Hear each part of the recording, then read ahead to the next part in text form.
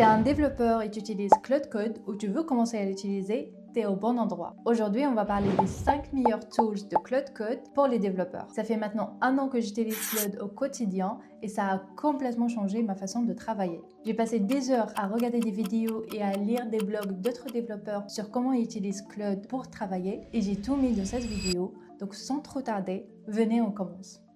Claude.md. À chaque démarrage, Claude il commence toujours par lire ce file. Si ce fichier n'existe pas, Claude il va partir de zéro. Le Claude.md lui permet de savoir les bases de votre projet. Par exemple, le contexte de votre projet, la stack technique que vous utilisez, l'architecture de votre projet, les commandes de base pour lancer votre application, les conventions de votre équipe. Pour créer ce file, il suffit de faire un /init à la racine de votre projet et Claude il va scanner tout votre projet, regarder vos fichiers, l'architecture, la stack, etc. Et vous n'êtes pas obligé de le faire à la main. Claude il le fait très bien. Une fois il a fini par contre, il faut lire ce qu'il a écrit, modifier s'il faut ou ajouter des petits trucs. Vous allez voir que le fichier généré par Claude, il contient vraiment les informations de base sur votre projet. Et ça, on va l'appeler la partie statique de le Claude.md. Cette partie, elle ne va pas beaucoup changer parce que vous n'allez pas vous amuser à changer votre stack tous les matins. Par contre, dans la deuxième partie, et cette partie, c'est à vous de l'écrire, dedans, il y a 2 parties que j'aime ajouter. La première partie, c'est le Build and Validation. Pour moi, cette partie est la plus importante et la plus puissante. Car si elle est bien faite, Claude il va continuer à améliorer le code jusqu'à ce que les tests passent et l'application, elle se lance. En gros, dans cette partie, vous allez écrire tous les trucs que Claude il va devoir vérifier avant de dire « j'ai fini ». Deuxième partie, c'est les règles générales de votre codebase. À chaque fois que vous corrigez un truc à Claude, demandez-lui d'ajouter cette règle dans cette partie. Comme ça, vous n'êtes pas obligé de répéter à chaque fois la même chose. Avant d'en finir, je vais juste partager quelques tips que j'ai trouvés sur quelques blogs et bien sûr, je vais mettre les liens en description. Le plus court c'est, le mieux c'est. En fait, rappelez-vous que ce file, il sera lu à chaque démarrage de Claude. Donc, si votre file il dépasse les 300 lignes, ça va consommer énormément de tokens. Même si Anthropic n'ont pas une recommandation claire, mais quand même, essayez de garder ce file bien précis et clair. Deuxième point, pas de style de code dedans. Claude, c'est pas un linter. Pour fixer les problèmes de lint, lancez un linter. Ça dépend ce que vous utilisez. Ils seront plus efficaces, rapides et fiables. Si vous amusez à écrire vos règles de linting dans Claude, déjà ça va consommer énormément de tokens. Et 2, Claude il va le faire très mal. 3, si vous travaillez sur un monorepo comme moi, gardez un Claude.md à la racine de votre monorepo. Ensuite, ajoutez des Claude.md plus spécifiques dans chaque projet. Quatrième et dernière recommandation, et c'est vraiment optionnel, ça dépend de votre entreprise, mais moi je préfère toujours de commit le Claude.md. Comme ça, c'est partagé avec toute l'entreprise part de la même base et tout le monde peut contribuer, ajouter des trucs. Et si un jour il y a un nouveau développeur qui arrive, il peut juste lire ce file et comprendre énormément de trucs sur votre projet. Ça sert aussi comme une documentation pour les autres développeurs. Le plan mode. Et c'est vraiment ce que j'utilise 90% quand je commence une nouvelle feature. En gros, dans Claude, il y a 2 modes. Il y a le Edit Mode, et ça c'est plus adapté pour les tâches qui touchent un seul file, les tâches petites, simples, pour aller plus vite. Et il y a le Plan Mode, et c'est plus pour les features qui touchent plusieurs files et qui demandent un peu de planification avant. Et c'est exactement ce que Claude il fait avant de toucher le code. Il commence par vous donner une step-by-step plan que vous pouvez lire et modifier et ensuite lui demander de l'exécuter. Moi, ce que j'aime faire quand j'utilise le Plan Mode, c'est toujours commencer par lui poser des questions sur la codebase.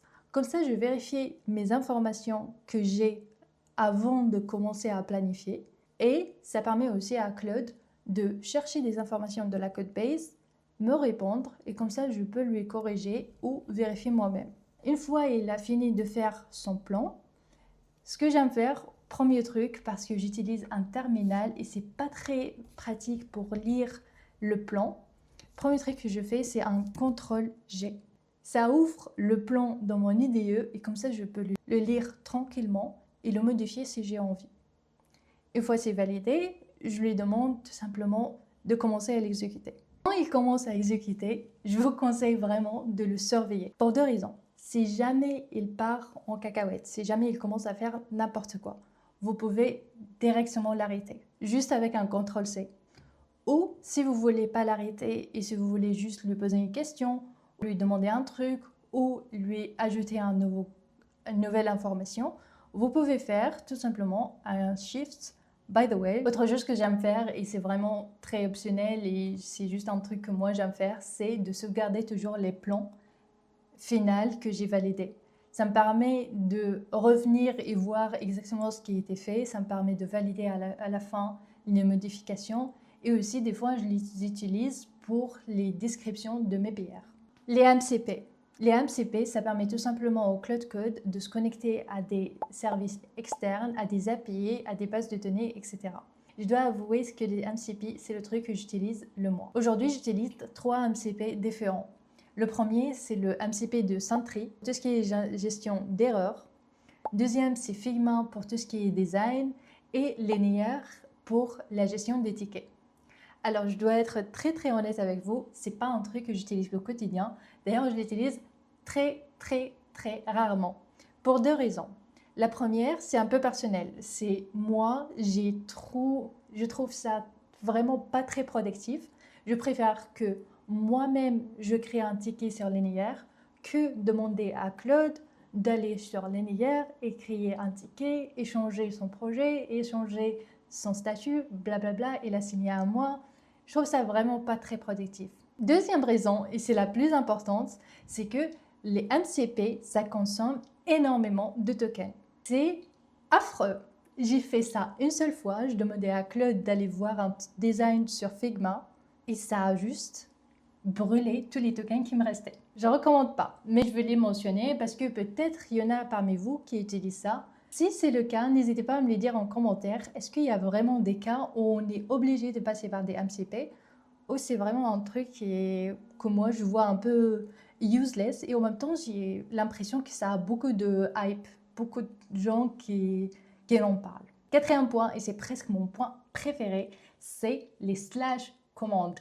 Là, c'est une mine d'or. Il y en a tellement de slash commandes que j'utilise. D'ailleurs, j'ai fait une liste, mais n'hésitez pas d'aller voir d'autres commandes. N'hésitez pas à m'écrire en commentaire si vous avez des commandes que vous utilisez au quotidien. Moi, j'ai 5 que j'adore. La première, c'est le slash contexte. Je trouve que personne n'en parle. Le slash contexte, ça vous permet de voir ce que Claude il voit. Quel fichier il regarde, quel contexte il a actuellement et surtout combien de tokens il a brûlé par catégorie. Deuxième commande, c'est la slash review. Celle-là, c'est très clair. Elle permet aussi de review votre code. Je l'utilise beaucoup pour review mes PR à moi, mes branches à moi, que pour les autres. Après, il y a le slash PR. Ça permet de créer une description de votre PR à partir des changements sur Git. Ensuite, il y a le slash resume qui permet de voir la liste des anciennes conversations avec Claude. Si jamais vous utilisez que le terminal et par erreur vous avez fermé une page de Claude, pour récupérer la conversation, c'est facile, vous faites slash resume et vous choisissez la conversation que vous voulez. Encore une fois, la liste est vraiment très longue, il y a vraiment plein d'autres slash commandes incroyables, n'hésitez pas à aller les checker. Dernière, c'est le slash help, mais je pense que c'est la plus basique et c'est la plus utilisée, surtout quand je suis perdue au lieu d'aller voir la doc, un truc comme ça. Je vais slash help et j'ai l'information tout de suite. Allez, dernier point, c'est les skills. Les skills, c'est tout simplement pour les tâches récurrentes. C'est toutes les tâches que vous répétez toute la journée. Vous pouvez les décrire une seule fois à Claude et lui, il va pouvoir les faire pour vous sans aucune information supplémentaire, s'ils sont bien définis. En fait, les skills, ils sont dans le folder skills et ils sont aussi des markdown, des files markdown. C'est un peu comme le Claude.md.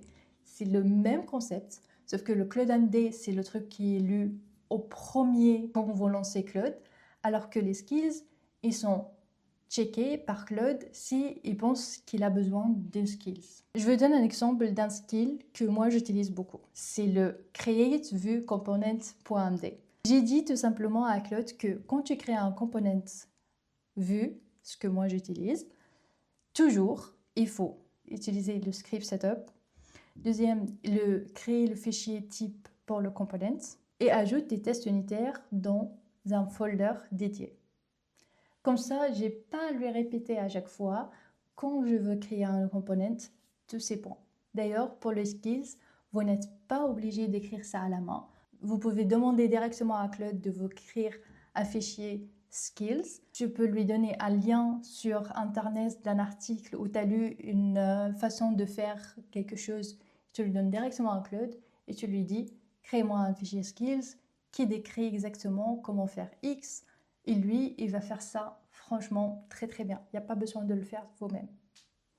Et voilà pour cette vidéo. J'espère qu'elle vous a plu et on se dit à la prochaine vidéo. Bye!